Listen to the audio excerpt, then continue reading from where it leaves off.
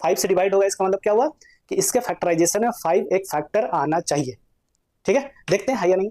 देखिए, तो this means that ये लैंग्वेज आपको लिखना होता है ना, इस तरह का लैंग्वेज आपको लिखना होता है। तो this means the prime factorization of 6 to the power n must contain the prime factor 5। ठीक है, तो इसके फैक्टराइजेशन में 6 टू द पावर n के फैक्टराइजेशन में 5 आना चाहिए अगर वो 0 से एंड कर रहा तो। देखिए, आप ऐसे समझिए कि 6 टू द पावर n जो है, 6 टू द पावर n, इसमें बेस में क्या है 6 है, तो 6 को लिखा जा सकता है 2 into 3। ठीक है, whole raised to the power n। अब पावर को अलग अलग डिस्ट्रीब्यूट कर सकते हैं, तो ये हो गया 2 raised to the power n और ये हो गया 3 raised to the power n।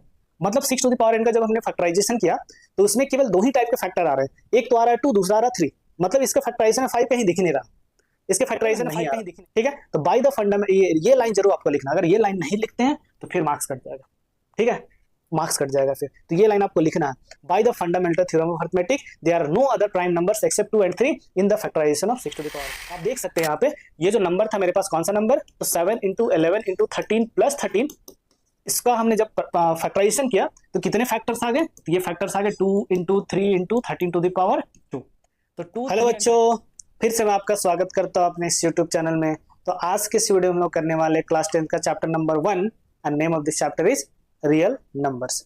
ठीक है, तो आज का जो हमारा लेक्चर होने वाला है ये 4th लेक्चर होने वाला, और इसमें बेसिकली हम लोग कुछ प्रॉब्लम डिस्कस करेंगे जो कि बेस्ड होगा फंडामेंटल थ्योरम ऑफ अरिथमेटिक, ठीक है, पे एंड एलसीएम एंड एचसीएफ के कॉन्सेप्ट पे। ठीक है ना, तो फंडामेंटल थ्योरम ऑफ अरिथमेटिक क्या होता है मैंने लास्ट क्लास में बताया था, और एचसीएफ और एलसीएम कैसे निकालते हैं प्राइम फैक्टराइजेशन का यूज करके, तो वो मैंने डिस्कस किया है। ठीक है, उसी कॉन्सेप्ट पे बेस्ड कुछ और आज हम लोग इंपॉर्टेंट प्रॉब्लम करने वाले हैं। ठीक है, तो चलिए लेक्चर को स्टार्ट करते हैं, और अगर आप इस चैनल पर नए हैं तो काइंडली चैनल को जरूर सब्सक्राइब करें, और लगता है वीडियो किसी के लिए हेल्पफुल हो सकता है तो उसके साथ शेयर भी करें। तो देखिए क्वेश्चन है, अब ये जो क्वेश्चन है वो जनरली आने का चांसेस रहते हैं क्योंकि फंडामेंटल थ्योरम ऑफ अरिथमेटिक पे बेस्ड इसी टाइप का क्वेश्चन बनता है। ठीक है, क्वेश्चन बोल रहे हैं यहाँ पे चेक विद, थोड़ा सा यहाँ पे लैंग्वेज है ना, बस लैंग्वेज को थोड़ा सा आपको प्रैक्टिस कर करके इसको थोड़ा सा याद कर लेना एक तरह से बोले तो। ठीक है, थोड़ा सा लैंग्वेज होता है, उस लैंग्वेज को आपको लिख देना होता है। यहाँ पे मैथमेटिकल कैलकुलेशन के नाम पे कुछ भी नहीं होता है इस क्वेश्चन में। ठीक है ना, देखिए क्वेश्चन क्या है, check with 6 to the power n can end with the digit 0 for any natural number n।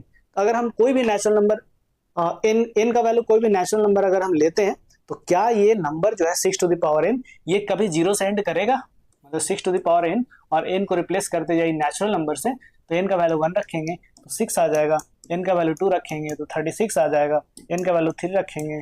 ठीक है, तो इस तरह से अगर आप रखते जाएंगे तो क्या ये कभी नंबर जो आएगा वो 0 से एंड करेगा, ये आपको चेक करना है। ठीक है, देखिए बहुत ही आसान है, कोई भी देख के बता देगा कि 0 से एंड नहीं करेगा। तो रीजन क्या होगा इसका, तो वही रीजन आपको यहाँ पे लिखना होता है। ठीक है, देखिए तो 6 टू द पावर n को 6 टू द पावर n जब अगर 0 से एंड करेगा तो इसका मतलब यही हुआ कि पक्का उसके पास कम से कम एक पेयर होगा किसका, तो 2 and 5, कम से कम एक फैक्टर होगा किसका, तो 2 and 5 का। ठीक है, 2 and 5 अगर कम से कम एक पेयर आ गया 2 and 5 का तो वो नंबर 0 से एंड जरूर करेगा। जैसे यहाँ पे 10 एग्जाम्पल लिया हमने, 10, 20, 30, तो ये जो नंबर सारे नंबर्स है वो क्या हुए 5 से डिवाइड होते हैं, या फिर बोल सकते हैं कि इन सब का एक फैक्टर क्या है 5 है, 5 भी है एंड 2 भी है, 5 भी है एंड 2 भी है। ठीक है ना, समझ रहे हैं ना। तो अब इसके फैक्टराइजेशन में देखते हैं, इसके फैक्टराइजेशन में देखते हैं कि 2 and 5 का फैक्टर आता है या नहीं आता है। तो if the number 6 to the power n for any number n belongs to natural number, ये इसको क्या पढ़ते हैं हम लोग, ये जो e जैसा दिख रहा है इसको बोलते हैं बिलोंग्स टू। इसका मतलब क्या हुआ, तो हम ये बताना चाह रहे हैं कि स्मॉल n जो है वो बिलोंग करता है, मतलब मेंबर है किसका, तो नेचुरल नंबर का एक मेंबर है, मतलब n का वैल्यू 1, 2, 3, 4, 5, 6 कुछ भी हो सकता है। ठीक है, तो अगर ये 0 से एंड करेगा, यही यहाँ लिखा हुआ, if the number 6 to the power n for any natural number n belongs to n ends with the digit 0 then it is divisible by 5, मतलब डिविजिबल 5 से डिवाइड होगा। इसका मतलब क्या हुआ कि इसके फैक्टराइजेशन में 5 एक फैक्टर आना चाहिए। ठीक है, देखते हैं है या नहीं। देखिए, तो दिस मीन्स दैट यही लैंग्वेज आपको लिखना होता है ना, इस तरह का लैंग्वेज आपको लिखना होता है। तो this means the prime factorization of 6 to the power n must contain the prime factor 5।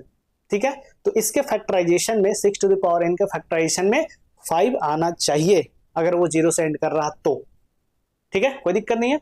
अब देखिए तो 6 को हम कैसे लिख सकते हैं, देखिए 6 क्या लिखा हुआ, n टाइम्स लिखा हुआ है ना, 6 क्या लिखा हुआ, n टाइम्स लिखा हुआ है। देखिए तो आप ऐसे समझिए, वेट अ मिनट, हाँ एक मिनट, हाँ ठीक है।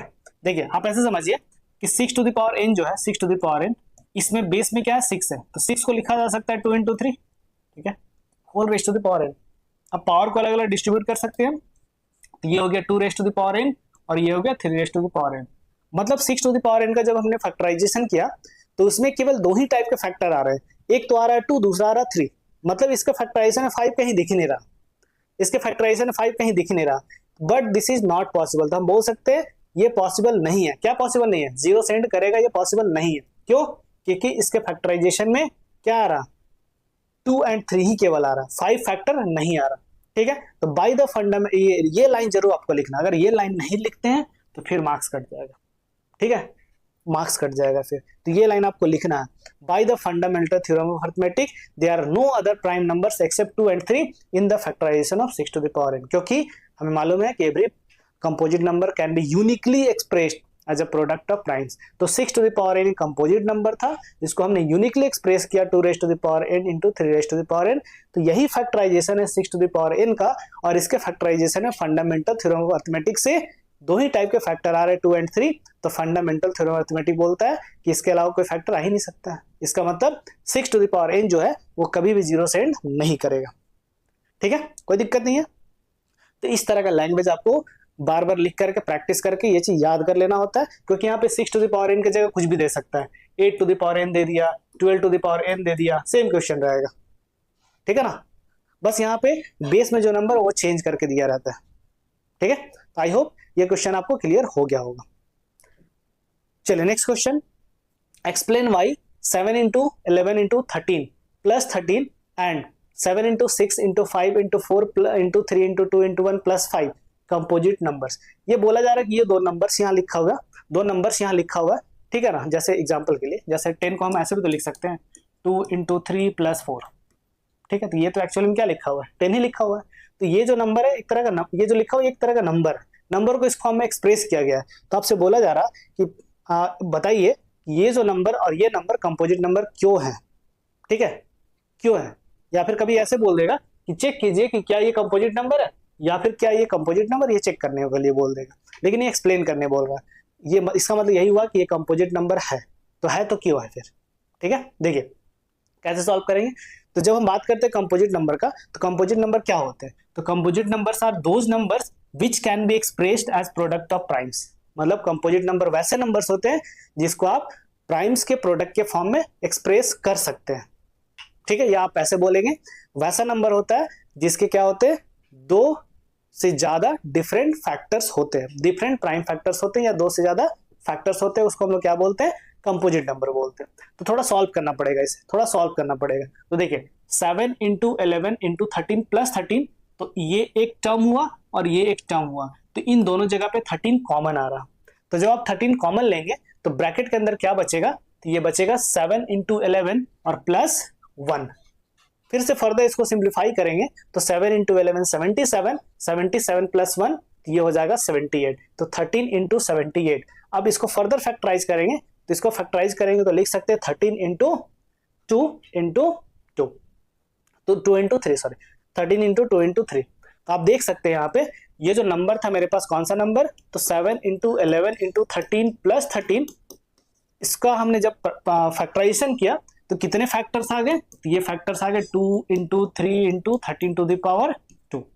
तो 2, 3 and 13 ये 3 डिफरेंट फैक्टर्स आ गए। तो अगर 3 डिफरेंट फैक्टर्स आ गया तो कैसा नंबर होता है, तो होता है कंपोजिट नंबर।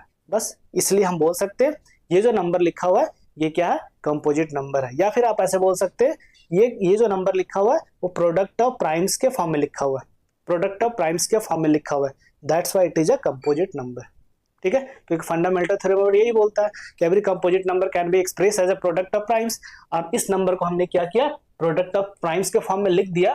तो हमने प्रोडक्ट ऑफ प्राइम्स के फॉर्म में लिखा, मतलब ये पक्का क्या है, कंपोजिट नंबर है, ठीक है। सिमिलर वे में क्या करेंगे, सेकंड वाले को भी सॉल्व कर लेंगे। देखिए यहाँ पे आप देखेंगे इस नंबर में ये एक टर्म है, इस नंबर का ये एक पूरा टर्म हुआ और ये एक टर्म हुआ, क्योंकि प्लस से सेपरेट किया हुआ है। तो इसमें और इसमें 5 कॉमन आ रहा, तो 5 जैसे आप कॉमन लेंगे तो ब्रैकेट के अंदर बचेगा 7 into 6 into 4 into 3 into 2 into 1 और प्लस 1। ये 1 लिखे या ना लिखे कोई फर्क नहीं पड़ता, 1 से मल्टीप्लाई करें या ना करें फर्क नहीं पड़ता, आंसर पे कोई फर्क नहीं पड़ेगा।